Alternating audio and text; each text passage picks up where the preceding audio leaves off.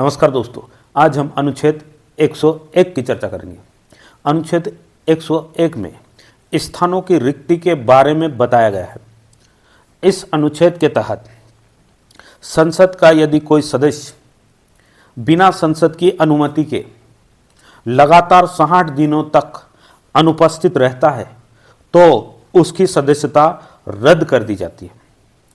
इसमें यह बात ध्यान रखने वाली है कि यदि संसद सत्र स्थगित हो गया 4 दिनों के लिए या उससे अधिक समय के लिए स्थगित हो गया तो उसकी गणना सदस्य की अनुपस्थिति के संबंध में नहीं की जाती है।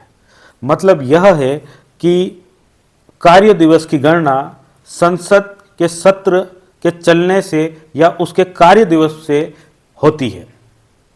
इसके अतिरिक्त यदि कोई व्यक्ति राज्य विधानमंडल और संसद दोनों का सदस्य नियुक्त हो गया है तो उसे 14 दिनों के भीतर यह सूचना देना होती है कि वह किस पद पर बना रह सकता है और किस पद से वह त्यागपत्र दे रहा है। यदि वह 14 दिनों के भीतर इसकी सूचना नहीं देता है तो इस संबंध में राष्ट्रपति को नियम बनाने की शक्ति दी गई है। राष्ट्रपति के द्वारा 1951 में इस संबंध में नियम निर्धारित किए गए, जिसके तहत यदि कोई सदस्य राज्य विधानमंडल और संसद का सदस्य नियुक्त होता है या चुन लिया जाता है तो और वो डिसाइड नहीं कर पाता है कि कौन सी सदस्यता से त्यागपत्र देना है तो ऐसी दशा में उसकी संसद की सदस्यता निरस्त हो जाएगी। इसके अलावा यदि कोई सदस्य संसद के दोनों सदनों का सदस्य चुन लिया जाता है तो इस संबंध में उसे 10 दिनों के भीतर यह बताना होता है कि वह कौन से सदन का सदस्य रहता है और कौन से सदन का सदस्य नहीं रह सकता है। इस संबंध में कानून बनाने या नियम बनाने की शक्ति संसद को दी गई है। यदि कोई सदस्य एक साथ दोनों सदनों का सदस्य नियुक्त कर दिया जाता है तो उसको 10 दिन में सूचना देनी होती है। यदि वह सूचना नहीं देता है तो उसकी राज्यसभा की सदस्यता रद्द हो जाती है।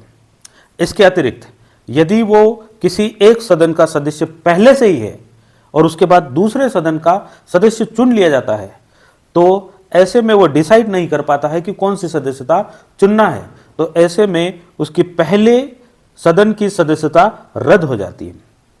इसके अतिरिक्त एक ही सदन के अगर एक से अधिक बार वो चुन लिया जाता है, एक ही सदन में एक से अधिक बार सदस्य चुन लिया जाता है तो ऐसे में वो डिसाइड नहीं कर पाता कि कौन से सदस्य के रूप में वो कार्य करे।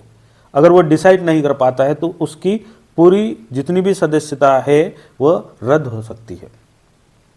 इसके अतिरिक्त संसद के सदस्य किसी कारण से निर्योग्य या अयोग्य घोषित हो जाए तो भी संसद की सदस्यता उसकी जा सकती है।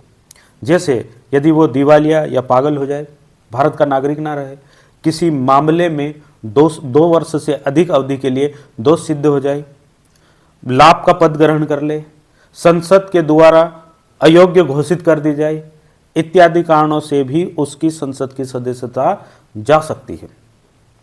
इसके अलावा वो अध्यक्ष को संबोधित करते हुए अपने हस्ताक्षर से त्यागपत्र लिखकर अगर अध्यक्ष को दे दे तो अध्यक्ष के द्वारा उसके हस्ताक्षर को स्वीकार करने के बाद भी संसद के सदस्य की सदस्यता रद्द हो सकती है।